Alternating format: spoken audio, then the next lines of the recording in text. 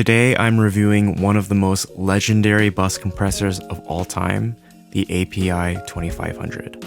You'll find them in the studio, you'll find them on the road, and there's a reason this compressor has found its way in so many studios. So what is bus compression and why is it used so often?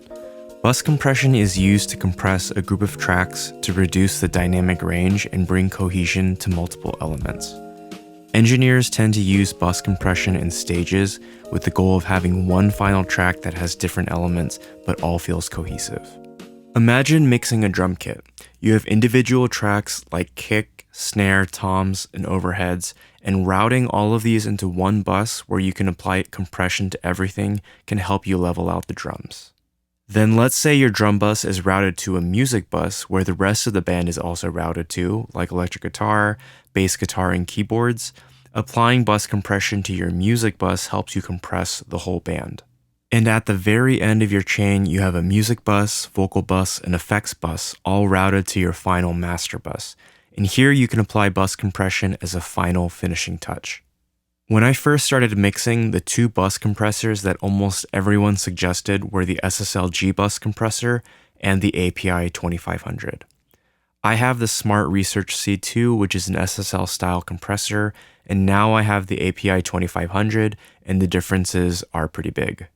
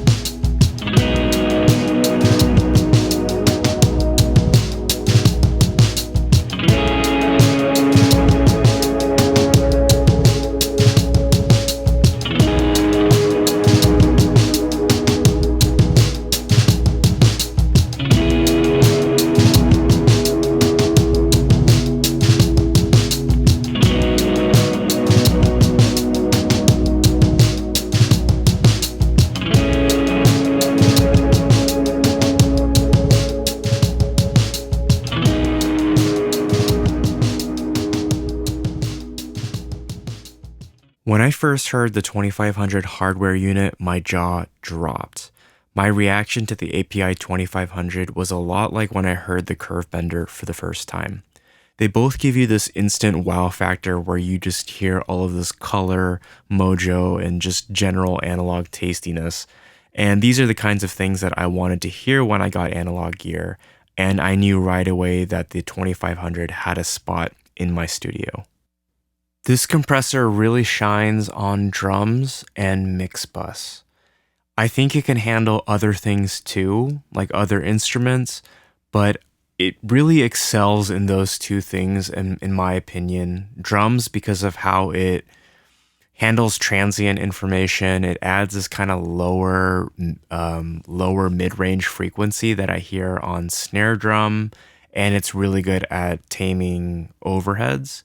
And mix bus, because of how it can really bring things together and gives the whole mix a little bit more weight compared to something like an SSL compressor that might just bring glue together but not necessarily weight. The Smart Research has a lot of SSL spankiness. It's cleaner and a much more transparent compressor in terms of tone, while the API 2500 has a lot of color and weight. They both do what they're designed to do very well. Personally, I think I would go for an SSL style compressor for the mix bus and the API 2500 for drum bus. The API 2500 is like this sound thickener, and I really like the way the drums sit in the mix with this compressor. The SSL does what it does best at adding glue, and it does this task very, very well. If you want to support my channel, hit the like and subscribe button. It really helps to grow my channel. I've got a couple of guitar pedal videos coming soon. This channel is always going to be dedicated to analog rack gear, but as a guitarist, I'm going to incorporate some guitar gear too. I've tried both the Waves and the Universal Audio API 2500 plugins, and while they're both useful in their own ways, they are really, really different from the hardware version. The Wave sounds a lot more transparent, a little bit thinner than the hardware. It does a good job at compressing, but it can sound a little bit sterile. For the UAD API 2500, it sounds a lot more similar tone-wise to the hardware unit, but it doesn't quite have that three-dimensional quality that the hardware has. There's a modification you can make to the API 2500 that's on a lot of the gear forums, and even Paul Wolff, the inventor of the 2500, encouraged people to do. There are two caps in the API 2500 that were not part of his original design, and you can basically twist these two caps off that are near the VCAs, and by removing them, it sounds like the original design of the compressor. After a lot of research, I took the plunge and ripped the caps off with my hands very carefully, and the sound improvement was absolutely noticeable.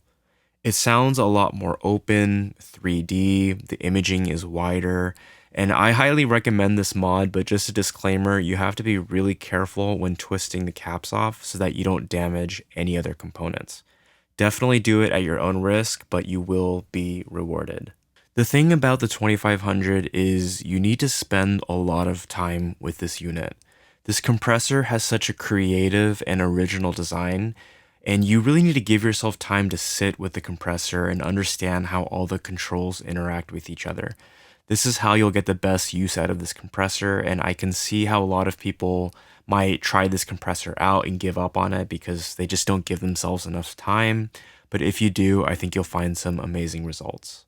In terms of the layout of the compressor, on the left side, you have a lot of the basic controls like threshold, attack, ratio, release, and you also have a variable release option.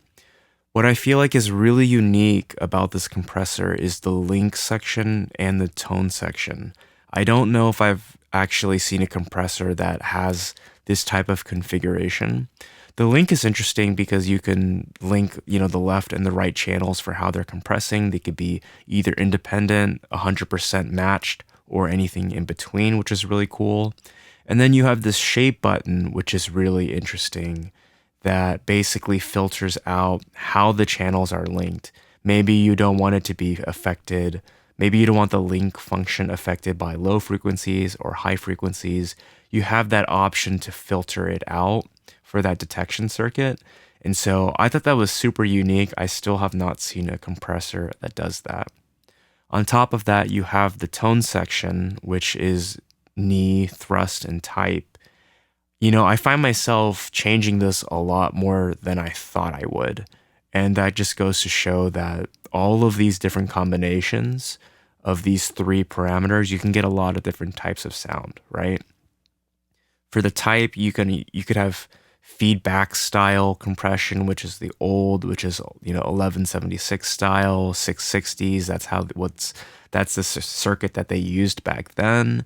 And then you have more aggressive feed forward. The knee and the thrust, I am changing those pretty often depending on if I'm using it for mix bus, drum bus, guitars, anything like that.